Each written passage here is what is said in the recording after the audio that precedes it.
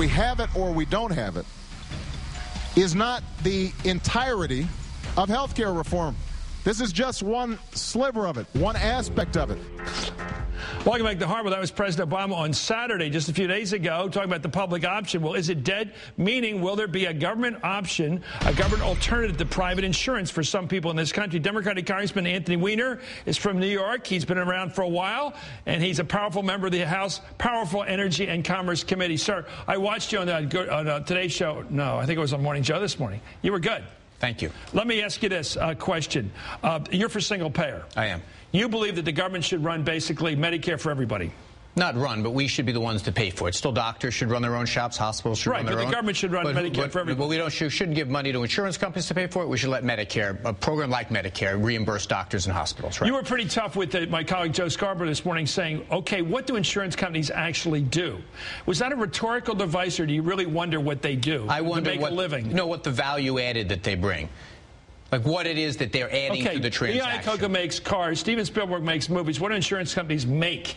What is their product? Is it just, are they track touts? No, insurance companies basically bed for people not to have broken arms? In a commodity sense of the word, like automobiles, for example, you can choose what car you drive, where you drive it. Right. They apportion risk. That's not happening in the insurance industry. In health insurance, you're not shopping around when you need an operation. You don't have the ability to say, I'm going to not get asthma if you're born with asthma. Right. It's not a commodity. So the insurance model doesn't work in the traditional sense like of car or house. Okay, why do you think people, you know this country all across the country, even though you're from the East Coast, I'm from the East Coast, why do you think people in the heartland are suspicious of a government-run health care financing plan rather than something that has a brand name on it? They seem more comfortable with a corporate brand name. Because they have been successfully, I think people have confused the notion of liking your doctor or hospital and liking your insurance company. I don't think people, despite what the president says, actually likes their insurance company. They like their doctor and are concerned that relationship is going to get broken. If you sit in a town hall meeting, as I did a bunch of them, you have senior citizens sitting, nodding in agreement when they say Medicare works.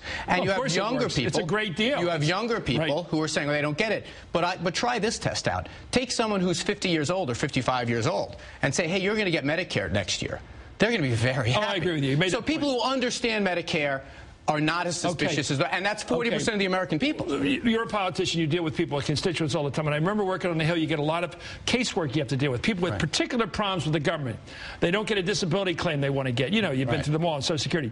Why is it that some people in the political middle are less fearful of some corporate person, middle-level person, like in Sicko, the movie, Michael Moore saying no to you on a claim, but they're more worried about a government official saying no to them. They can't get the transplant. They can't get the MRI. 100%. Why are they more afraid of the government? It depends entirely what lens of your experience you're looking through. You know, we deal with hundreds and hundreds of cases where we have people have problems with their health insurance. Very rarely do we have problems with people have problems with Medicare. So, you know, people pay into their health insurance and they're concerned they're going to lose their coverage. Well, that's an unfounded fear. People who know someone in their family that has Medicare buy the Weiner argument that we should make this simpler and just extend Medicare to more and more people. If we can afford it.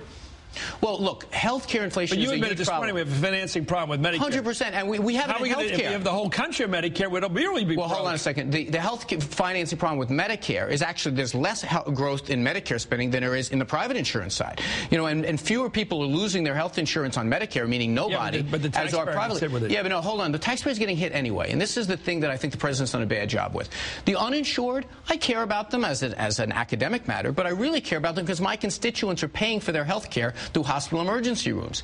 If the president would get up and say, you know what, you don't like paying that bill either, I don't want to either, we want to make sure that we do it in a more sane way. We're paying for it anyway. A person has a right to go to an ER, a hospital has a requirement to take care of people that come in. But if we're already paying for all this health care for the 40-some million people who are uninsured right now, then why does it cost an extra $1 trillion to do it officially? Because it doesn't cost an extra $1 trillion. We're taking money. I pay $3 billion extra. But that's the issue of the budget. No. But people are looking at it all wrong. I pay $3 billion extra taxes in New York City because now New York City residents are getting stuck with this. Now we're going to say, let's do this smart and do this with the federal government or do it with a co-op or do it with something else.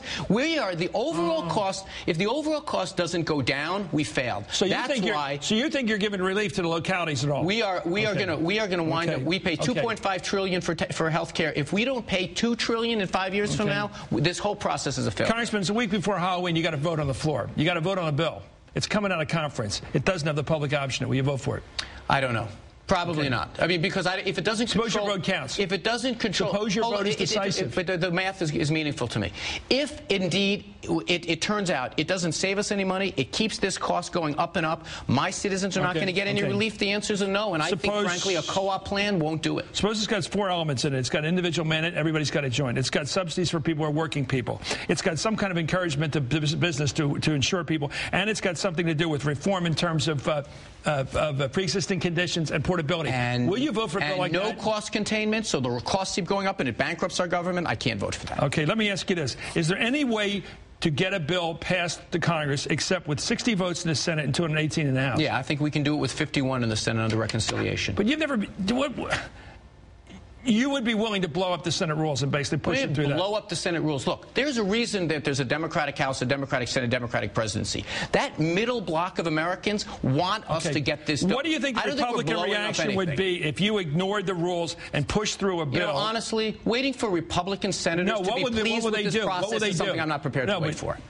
When the war begins...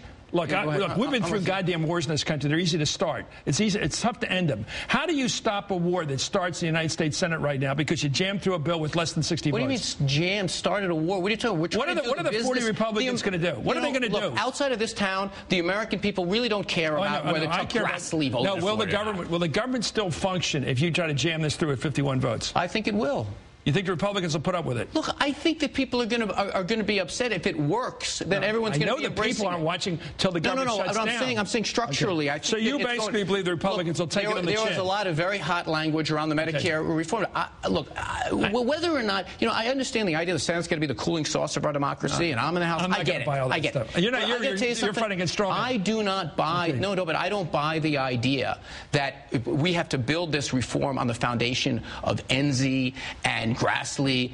Snow. That is not getting us anywhere. The problem with what's going on at the White House right now is they're negotiating against themselves. They're not going to get the votes of these guys. So you basically disagree with the president. His strategy seems to be try to get some Republican support. Ted Kennedy probably can't make the vote. You're going to need 60. That's their strategy. You don't like that. I don't believe it's going to be successful.